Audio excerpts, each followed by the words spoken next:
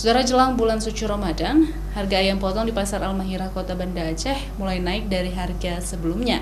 Kenaikan harga per ekornya mencapai Rp10.000 hingga Rp15.000. Sejak 2 hari terakhir ini, harga ayam potong di Pasar Al-Mahirah, Desa Alam Dingin, Kecamatan Kuta Alam, Banda Aceh, terus terjadi kenaikan. Dari harga sebelumnya Rp40.000, kini naik menjadi Rp55.000 per ekornya.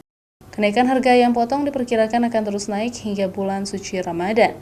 Kenaikan harga daging ayam ini dipicu menyambut tradisi Hari Megang di Provinsi Aceh. Walau terjadi kenaikan harga, namun permintaan ayam potong di Kota Banda Aceh juga mengalami kenaikan.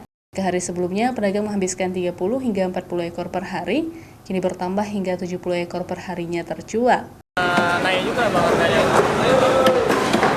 naik 5.000 sampai 10.000 per ekor. Mahal ya bang.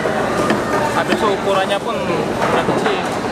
Biasa kalau sebelum megang naik, tapi ayamnya lebih besar.